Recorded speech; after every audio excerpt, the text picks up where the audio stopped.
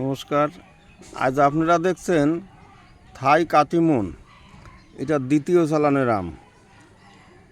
এই আম দেখুন পেকে পেকে পড়ে আছে।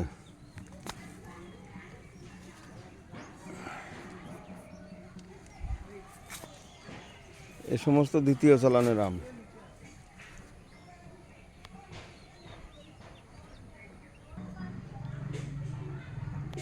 এখন তো সিজনের আম প্রায় সব শেষ, আর তোলার মতো নেই, দেখানোর মতো নেই। যা ছিল আরও 2-3 সপ্তাহ পর্যন্ত গাছে থাকতো, সেগুলি রাখা গেল না নানান কারণে। তবে এখন আবার এই দ্বিতীয় চালানের কাটিমন আর এই যে দোফলা, এই যে সে আমাদের দেশি নয়নতারা, এরকম থোকা থোকা ধরে। তাই বলে কিন্তু এই আমগুলি একটা পাকা মনে হচ্ছে। এই আমগুলি কিন্তু সেই কাটিমনের মতো অত ভালো মিষ্টি না, টক মিষ্টি থাকে। এগুলো চাটনির পক্ষে খুব বেশি ভালো।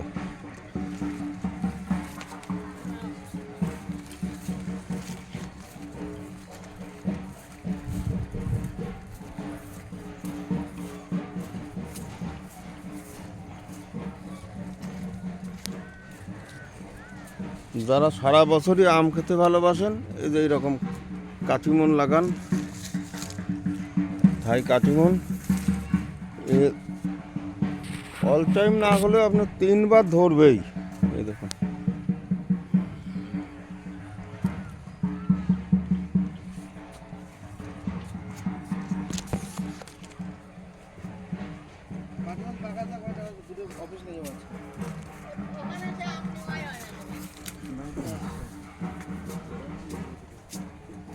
এই সমস্ত মাদার গাছে এই যে যেমন জোর কলম করা আছে, আর এই দেখুন আম ধরে আছে।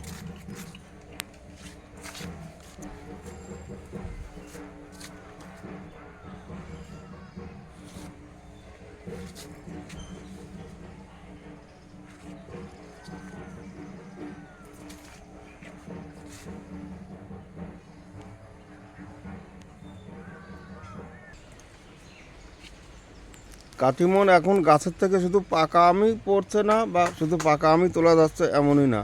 এই দেখুন আবার এইগুলি কচি আম, এই যে কিছুদিন আগে বেরোয়েছে।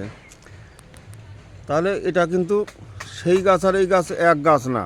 আর একটা গাছ লাগায় যদি কেউ সারা বছর আম খেতে চান, আমার মনে হয় একেবারে পুরোপুরি ভুল হবে। যতই অল টাইম হোক, আমার এখানে দেখলেন কোনো গাছে পাকা আম, কোনো গাছে পাকার মতো। আবার এখানে দেখুন এইগুলো মাস 2 হলো মুকুল বেরিয়েছিল, একটু ছোট্ট ছোট্ট আম। তাহলে এইরকম যদি 3-4টে করে গাছ আপনার বাড়িতে থাকে, তাহলেই সারা বছর আম পাওয়া সম্ভব। আর না হলে একটা গাছ লাগাবেন, হয়তো জোর 2 বার ধরতে পারে, 3 বার ধরতে পারে, সেটা ভাগ্যের জোরে। তবে 2 বার ধরবেই একই গাছে। 2 বার যদি একই গাছে আম ধরে, সারা বছর কিন্তু আম পাবেন না। আচ্ছা, গাছটা বাইরে রোদ্রে নেন, আসতে নেবেন যাতে আম না পড়ে।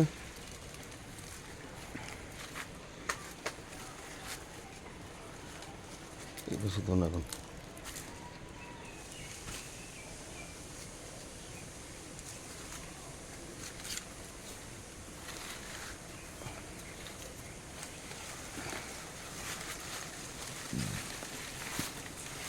পড়ে গেল, এ ঝাঁকি লাগলেই পড়ে যায়।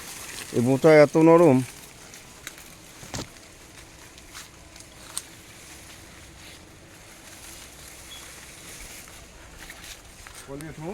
ওই বেডের মাঝখানে না, এই বেডের, হ্যাঁ মাঝখানে নেন, এটারই, হ্যাঁ বাঁয় বাঁয়, হ্যাঁ।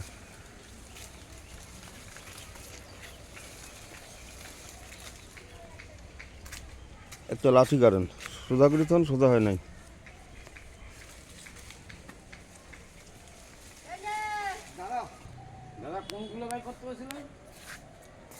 দেখি তা